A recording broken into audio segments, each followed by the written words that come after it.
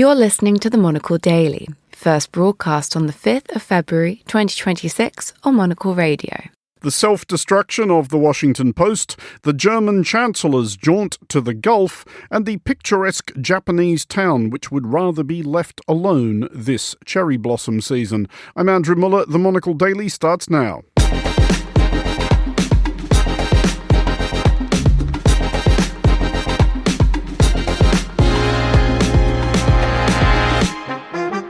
Hello and welcome to the Monocle Daily, coming to you from our studios here at Midori House in London. I'm Andrew Muller. My guests James Rodgers and Elisabeth Braw will discuss today's big stories, and we'll hear from Latvian Prime Minister Evika Silina speaking to Monocle at the World Government Summit in Dubai. Stay tuned, all that and more coming up right here on the Monocle Daily.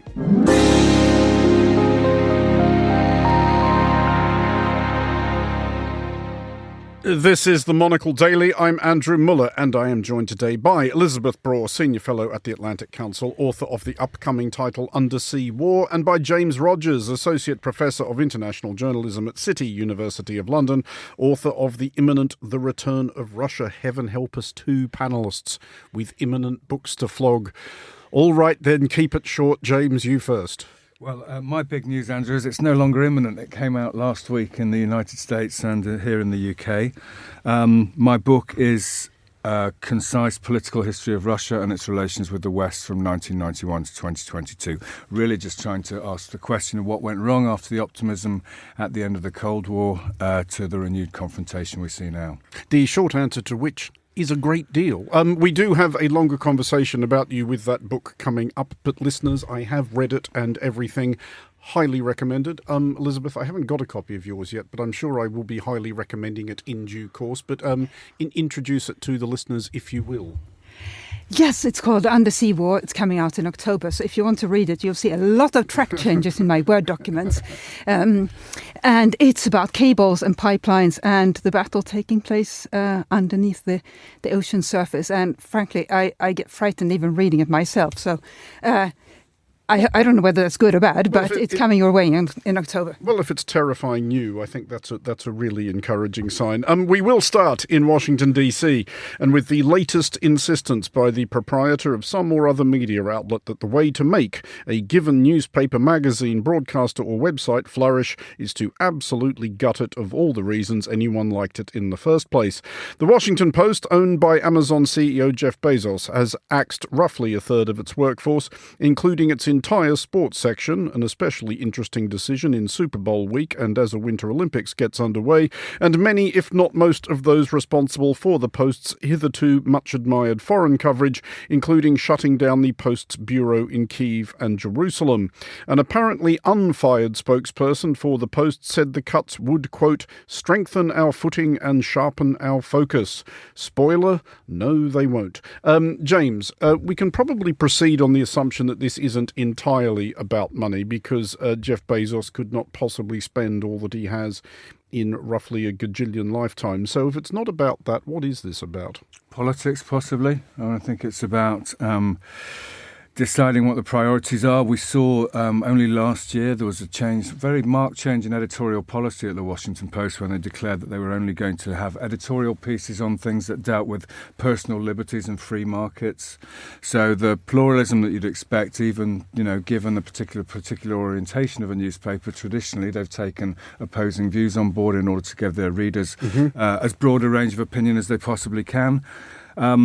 I think this is astonishing, and I think it's surprising, and I think it's extremely bad news, obviously, for journalism. And I'm not really quite sure what the purpose of it is. I actually met Matt Murray, the executive editor, last year. He came to the university where I teach, and I actually interviewed him in front of a group of students. It was an off-the-record private conversation, so I can't really go into the details of what he said. But he was He was asked then about that policy, which he defended as a loyal member of the editorial team. But I think it was sort of already ringing alarm bells, and it's difficult. There's been right throughout history when wealthy business people have owned media outlets, they've tended to shape them to what they think they should be, but they've also tended to try to make money out of them. And I can't really see how this is going to. I can obviously see that cutting all these salaries in the short term is going to work. As far as sustaining it for the longer term, much less obvious. It is, as James said, Elisabeth, obviously terrible news for journalists, and as fellow journalists, our sympathies are obviously with everybody who has suddenly been laid off. But can we make the case that it is also bad news for readers, civil society in general? Because this is a newspaper which has a great and glorious tradition of foreign correspondence in particular, which is not an inexpensive or undifficult undertaking, but the Post has stepped up to that challenge for decades. It's bad beyond journalism, isn't it? This does lead to less stuff being known. It does, and well, the first thing to remember is Jeff Bezos has money. It's not as if he needs to save the salaries of some journalists at the Washington Post in order to survive himself. He has a lot of money, and by the way, he just spent $75 million on the Melania documentary. So it's not about money. Then newspapers are a strange breed, are they not? They are supposed to be at least making a small profit so that they can continue to operate, but they are also societal institutions that are not supposed to aspire to or aim for commercial success. They're supposed to aim for success in informing readers, as you just said. And the fewer such institutions there are, the fewer opportunities there are for readers to inform themselves. And as I think all your listeners know, the Washington Post is not just a local newspaper for the Washington area. It is a national institution. Now there is one, that national institution is on its way out. There are not that many left. Indeed not. James, this does bring to mind, or at least it brings to my mind, a bleak thought which does occur at moments like this, that, as I was saying, and as you know, having been a foreign correspondent in Moscow and Gaza and other locations, those roles are difficult and expensive to maintain, and they are, if you look at actual readership metrics, a fairly marginal preoccupation. In pre-internet, nobody really knew which sections of a newspaper anybody was reading, whereas now people know exactly. And most proprietors do now know that most readers, if we're being blunt, don't really care all that much about foreign news. What worries me, Andrew, I used to teach a course on the history of journalism, and newspapers started for wealthy people being able to afford others to send them letters to tell them, for example, the prices of commodities before they arrived in London. And I really sort of worry if on a global scale we're heading back towards that there are going to be a few people who are going to be willing to pay for good information and everybody else is going to be left in the dark. That society functioned left with the unreliable information on social media. That's what I was going to say. The thing is that the question is, we have had mass media all the time that we've had democracy. I wonder really whether you can have democracy without mass media, and we're about to find out in the coming decades, I think.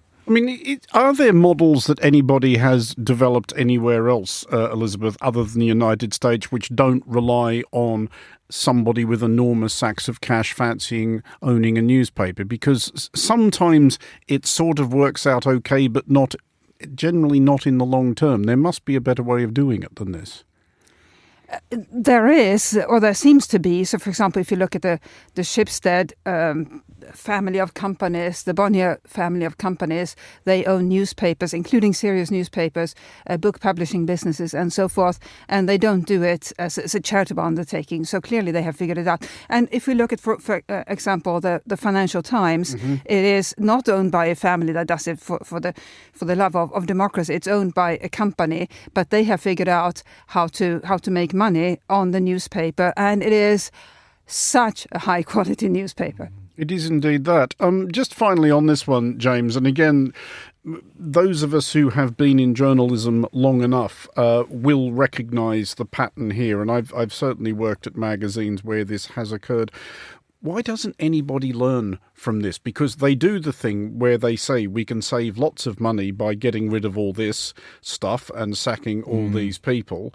And then they seem surprised when the people who were reading it or consuming it then go, well, I don't want to. That's not what I used to buy. That's not what I paid for, and then you do have at that point a foot on the death spiral. Yeah, I mean, we'll see. I mean, the quote that you have from that spokesperson at the beginning sounds like exactly the sort of PR nonsense that journalists should be cutting through. You know, it's breathtaking. But it's what they always say will be a leaner and sharper publication for all of this, and then 2 years later they've gone completely out of business. Isn't that what happened to the Evening Standard in London? Something similar. Something very similar, yes. But yeah, there are unfortunately any number of examples, but we will of course be following that story as we learn more in coming days. We will move on now to Russia-US relations, another relatively happy chapter of which officially closed today. The new Strategic Arms Reduction Treaty, or New START, was agreed in 2010 by US President Barack Obama and Russian presidential desk warmer Dmitry Medvedev. It significantly reduced the strategic nuclear warheads fielded by both the US and Russia, capping each arsenal at 1,550. New START entered force on February 5th, 2011, and having not been renewed due to what we shall refer to as events, expired last night. In theory, until or unless a new agreement is reached, there is nothing to stop the US and Russia tooling up to whatever degree they like. James, resident Russia boffin at this table, it is reported in the last couple of hours that there may be some sort of agreement just to sort of agree to carry on and just roll it over rather than necessarily getting around a table and signing a whole thing. Does that suggest to you that both Russia and the US, whatever else they may disagree on, basically both agree that 1,550 warheads each will probably about do? I guess so. I mean, I think it's probably in everybody's interest to have some sort of interim agreement if that's what it's going to be. I mean, it's also true to say, I think that you know, some of the research that I did for my book, it became clear that Donald Trump likes big international occasions. So one could imagine that he might well like a summit with Vladimir Putin in order to put his initials to a new deal. But whether the current international situation is conducive to that is another matter. And I think it's no question it's important, but it's also, we also live in a time when nobody wants to be seen to be the supplicant to another. So it's going to be interesting to see who makes the first move here, or whether there will just be tacit understandings that we more or less carry on as we are until such time as we can make a new agreement. Because would there be a concern here, Elisabeth, that a new arms race might not just be confined to the United States and Russia? If the United States and Russia started spending big on their nuclear arsenals, then China would as well, obviously, to name but one. And this is the twilight zone we're entering, and this is also the result of certain powers that be denigrating, dismissing diplomacy as a tool. Without diplomacy as a tool, you're left with, as you said, James, one of the leaders having to go to the other and say, I think I'd be quite interested in continuing this treaty, but in a rules-based international order, you have diplomatic relations that are functional, and you have diplomats that carry on that constant conversation, including, this treaty is about to expire, should we start renegotiating it?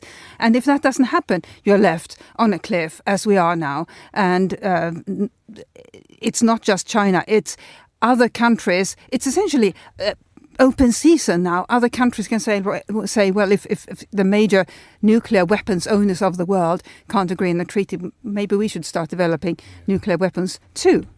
James, you said that President Trump likes big set-piece occasions, as indeed he does, but he also likes to be able to brag that, you know, he and or the United States are number one, that they're the winners, that they're on top.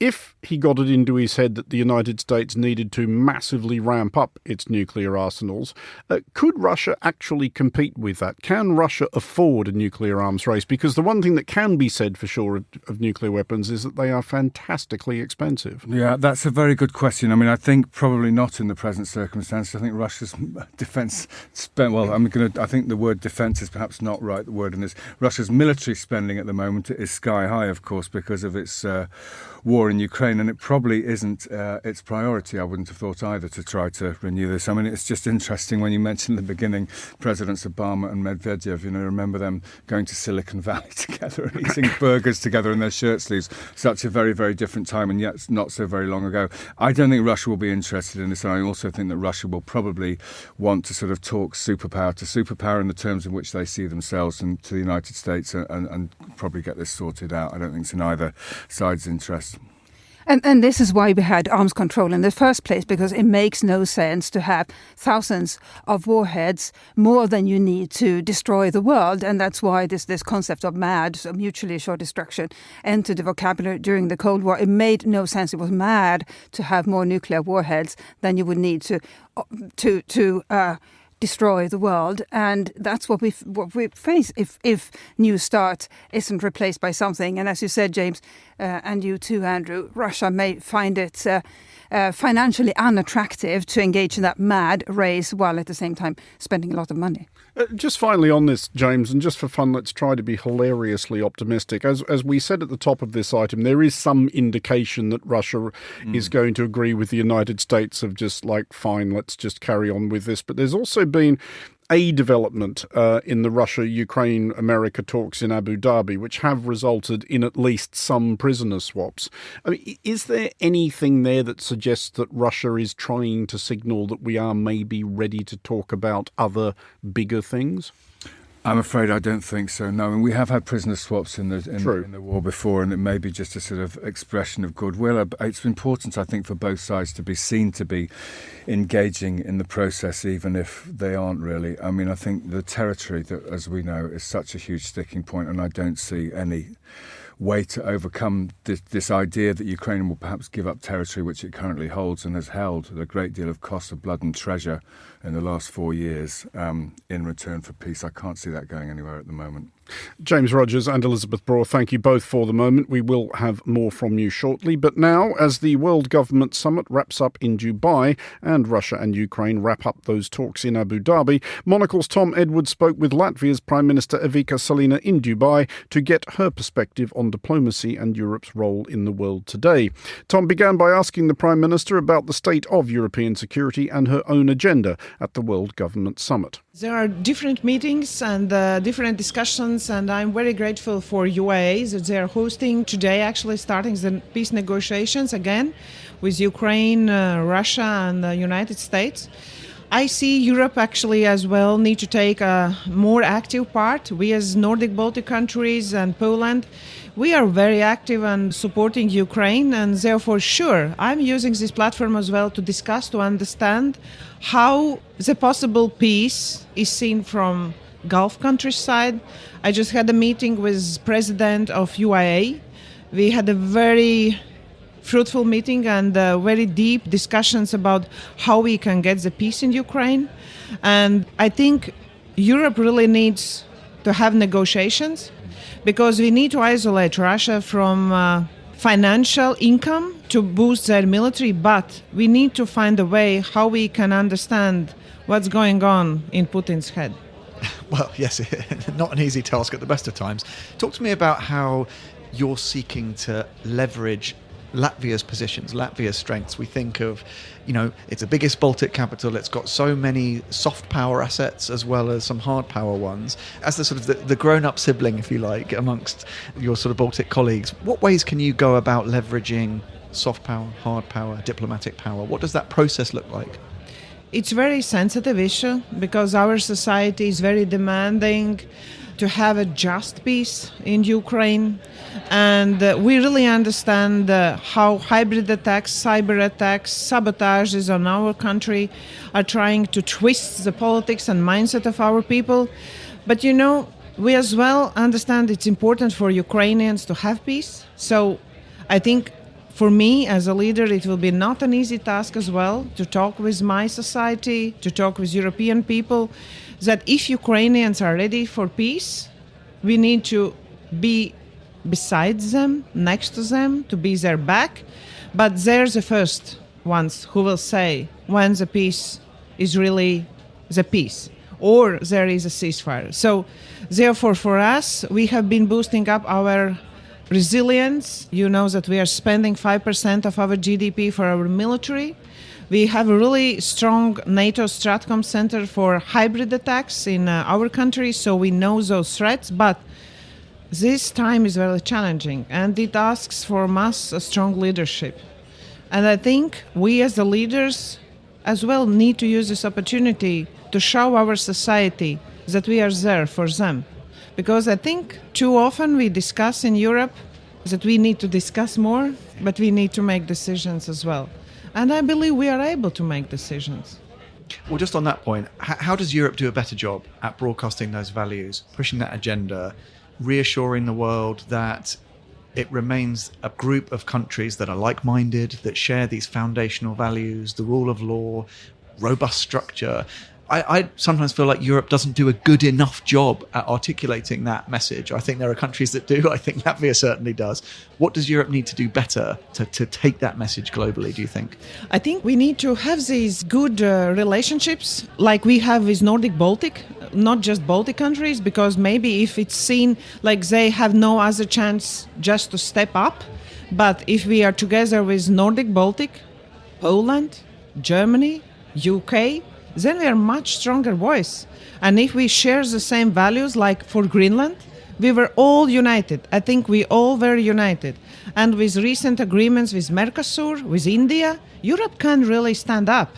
Sometimes we really need to coordinate our decisions. And in a recent time, we have found a way how we can decide who are willing to decide, excluding maybe sometimes those who are not willing to decide, because it has been a pretty long obstacle to all the Europeans to go forward. So not just go forward in security, but go forward economically as well, to share the same values as you mentioned, because we need strong economic Europe as well. People really want to live good life of quality with international rules and sharing human rights. But as well, we need to understand that the world is changing. And in this World Government Summit, we are here really experiencing that technologies are taking a much bigger place in our lives. So we need to cope up with this new reality. So therefore, sometimes for Europe, we sometimes are trying to predict how the technologies will go forward, and we are trying to regulate it. I think for us, we need to give more flexibility to get the reality live their own life, but we need to cope up with that as well.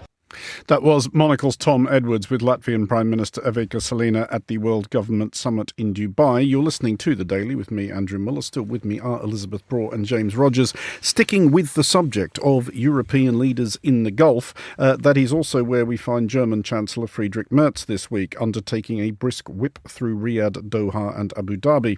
Merz is soliciting, among other things, further custom for German military kit and more Middle Eastern energy for Germany.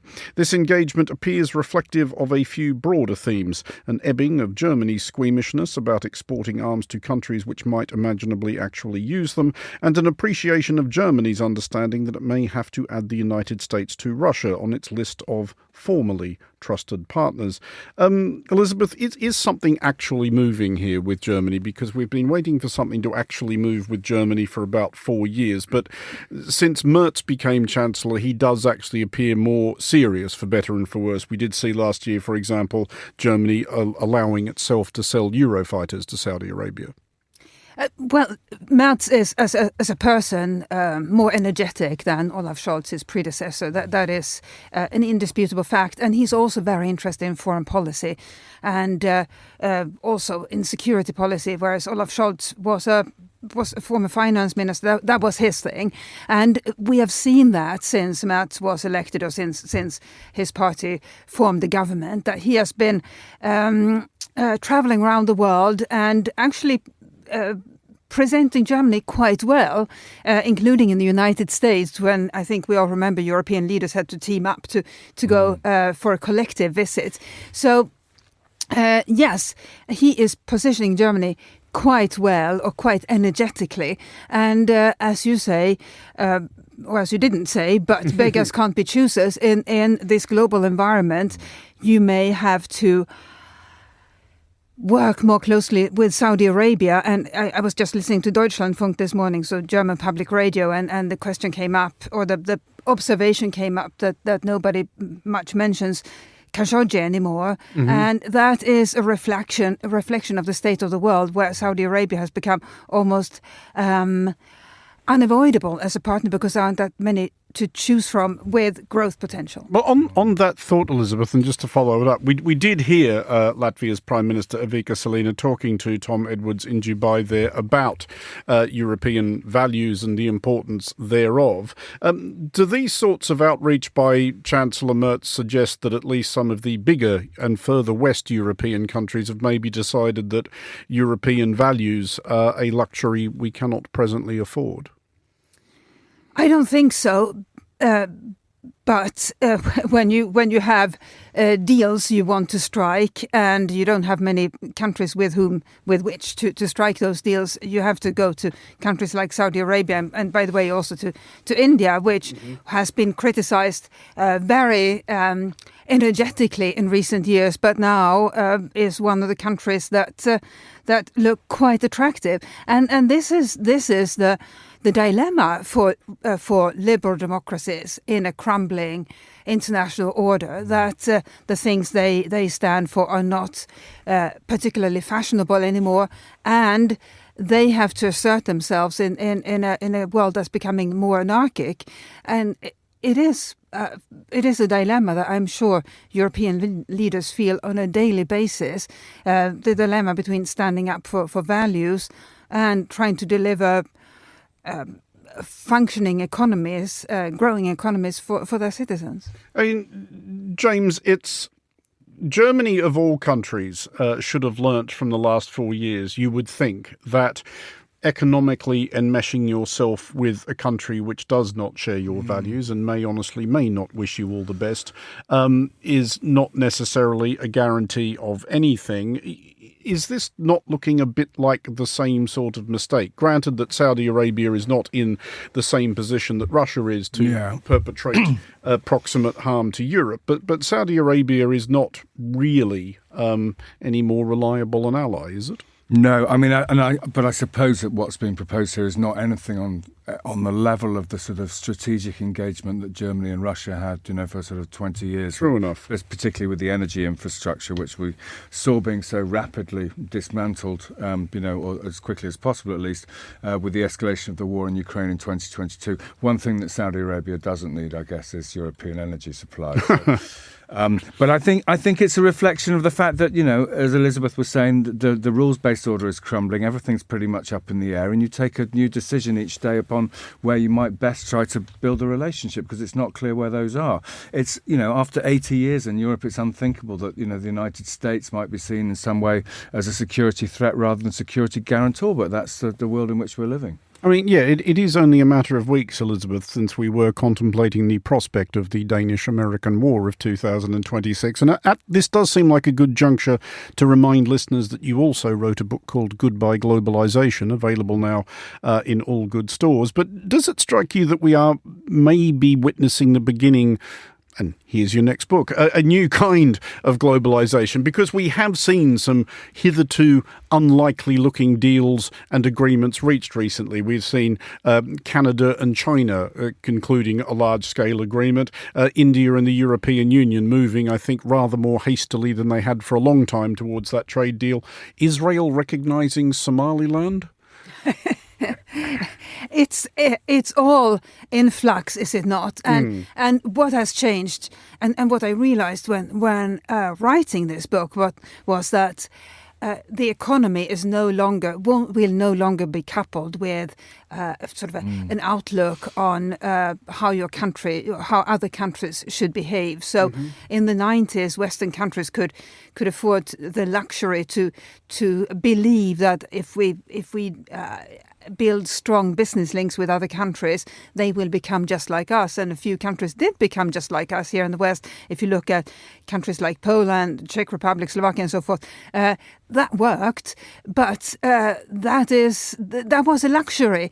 Countries available for more trade now, Saudi Arabia, the UAE, India and so forth, are not going to want any lessons from Western countries about how to conduct their domestic politics. And it is an uncomfortable situation for Western governments, but that's where the growth is. And what's, I think, really paradoxical, Andrew, which I also realized when writing the book, it's that globalization has made many of these countries, phenomenally wealthy. Saudi Arabia has benefited from globalization, the UAE, and so forth. India too, and of course China. And as a result, they can afford to be incredibly forceful in their foreign policy. They can afford to say, well, we expect this or that from you, and we are not there to take orders or instructions or even recommendations. I mean, at which point, James, I will remind listeners that the current Foreign Desk Explainer looks at the reasons that the United States has decided that now is the time to be friendly with a trio of military dictatorships in West Africa. Just before we move off this, are there any great reorderings in either of the ambits you've worked in, whether Russia or the Middle East, that might occur? I mean, whether I'm just thinking out loud, China perhaps yanking the rug on Russia, Saudi Arabia and Israel actually deciding, you know what, everyone assumes we're going to do it anyway, let's just do it, and exchanging ambassadors? I think that's been delayed by the war in Gaza. I mean, I think we're led to believe it was quite close before that. I suspect that while the Saudi political elite might be able to get on board with that, I think they realise that the vast swathes of the population wouldn't, and even in somewhere that's hardly a functioning democracy, then public opinion does count for something. I mean, I think just to pick up on what Elisabeth has been saying, we live, frankly, in a much more transactional world and one in which, trade is not influenced by principles in the way that it never was entirely, but it was a little bit more than it is now. Well, moving along finally to Japan, where one picturesque location has declared itself a victim of its own success. The town of Fuji Yoshida has cancelled its annual Cherry Blossom Festival, deciding that what they might shift in fridge magnets and snow globes is not worth the hassle of dealing with the hordes who descend upon their city park every year to photograph the pretty pink petals with a backdrop of Mount Fuji, with a view to plastering these on Instagram, heedless of the fact that in the entire history of human endeavour, nobody has ever been interested in anybody else's holiday snaps. Exasperated citizens report incomers littering, trampling their gardens, and even helping themselves to private bathrooms. Elisabeth, it's not the first Japanese town in roughly this vicinity to have taken action of this sort. A couple of years back, Fujiko Waguchiko, I've been practicing that all afternoon, actually hung up a big screen to block the view of Mount Fuji at one location, which was especially popular with pestilential tourists. Can you blame them? No. I cheer them on. Yeah. And I also cheer on the city of Rome, which has decided to charge a fee for tourists wishing to take photos of themselves in front of the Fontana di Trevi, which is an excellent idea. I've never understood how Romans or other Italians can put up with all these tourists. But weren't people just chucking money into that anyway? Probably not the same as the fee you have to pay, I suspect. They were chucking 1 cent coins and blocking that whole area for ordinary people. A much better idea is what Copenhagen does, which is inviting tourists to pick up litter, to do various good deeds for the community in exchange for free entry into museums and so forth. Imagine what could be achieved if tourists did that in other cities as well. There isn't any litter in Copenhagen, though. I was there just the other week. Well, it's left by the tourists. I know you could the tourists have picked it all up. You could eat your dinner off the footpath in Copenhagen. But James, are you surprised that more places don't do this? Because on the one hand, obviously tourists are a massive boon. They bring money, they bring business, etc., etc., etc. But for a small town, and I think if for Fuji Yoshida, 10,000 people turning up, which was apparently about the average, is 25% of the entire population of the town again. Yeah. That's, 10,000 tourists in London, fine, whatever. You could lose those easily enough. Yeah. But in a small town... I'm not surprised. I think, it depends. I imagine that this town can afford to take the economic hit it's expecting to take. We've seen this in Spain as well, haven't we? They're trying to, after having, pioneered the mass market tourism model there 50 years or so ago, they want the same revenue for a smaller number of people in effect now. And there have been big problems there particularly with people doing short-term lets that are taking properties off from people who live in the cities. So I think this is on the subject of reversing globalization, I think this may be another consequence of it. It is easier in some ways to, technologically at least, to travel the world than it ever has been. It's becoming politically more difficult, for example. But I'm not surprised about this at all, and I think if it works for them and they don't suffer significantly economically, I wouldn't be at all surprised if other towns nearby decided to follow suit. But is it surprising, though, Elisabeth? Because I do find this surprising that the market doesn't take care of this, because the one thing, and I'm sure we've had this conversation in this spot before, the one thing that all tourists don't want when they go to a given place is other bloody tourists. So why do people keep going to the same places? Because they don't listen to you, perhaps, Andrew. Well, that's a problem in other realms beyond this as well. So the world could be such a happier, better organised place. But it comes back to what we were talking about earlier, which is people's limited range of reading. If you were to read some of the great travel writers, you might get inspired to go to a place other than the overrun Spanish destinations. But that is the most obvious. These are the most obvious places to go. So people go, and somebody should disabuse them of the notion that holiday pictures are useful. As you said, they are boring to everybody else, and not even the people who took them themselves will ever look at them again. Yeah, no, I do find it extraordinary, because I am old enough, as we both are, James, to I mean, Elisabeth clearly isn't, but to remember a time before there was sort of social media things, and yeah, you would occasionally get the point at a social gathering where someone say, "Does anybody want to see my holiday snaps?" At which point you would pretend your appendix had burst and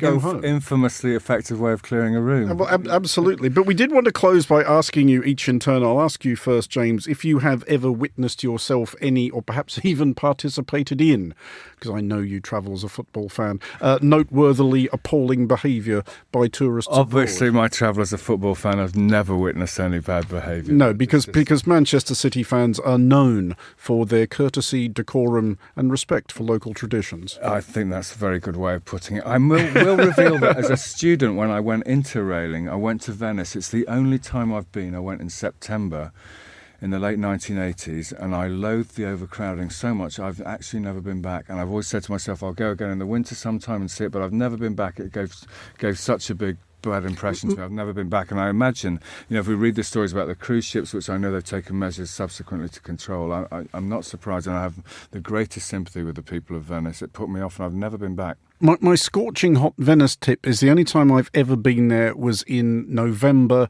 It was really cold, and there had been well-publicised rainstorms and flooding. Quite atmospheric, I imagine. It actually really was, yeah. And there obviously were tourists there. You're never going to get a quiet Venice, but it was quiet enough that when I got on one of those weird little boats from Marco Polo Airport to Venice, there was nobody else on it, so I got my own sort of private launch taking me into Venice. Elisabeth, have you ever participated in any dreadful behaviour by tourists abroad? No, but I see it on a daily basis here in London, specifically on Westminster Bridge, where there are cycle lanes on both sides. And because law-breaking ice cream vans stop in those cycle lanes, they are full of tourists, and the great cyclists of London don't get to go across Westminster Bridge. They have to stop and plead with the tourists, and that is incredibly annoying. London cyclists, if there is any one body of people, even more than Manchester City fans, regarded as models of decorum, courtesy and law-abiding, rule-observing, solid citizens, then it is surely them. Elisabeth Braw and James Rodgers, thank you both for joining us. That is all for this edition of the Monocle Daily. The show was produced by Chris Chermack and researched by Annalise Maynard. Our sound engineer was Mariella Bevan. I'm Andrew Muller here in London. The Daily is back at the same time tomorrow. Thanks for listening.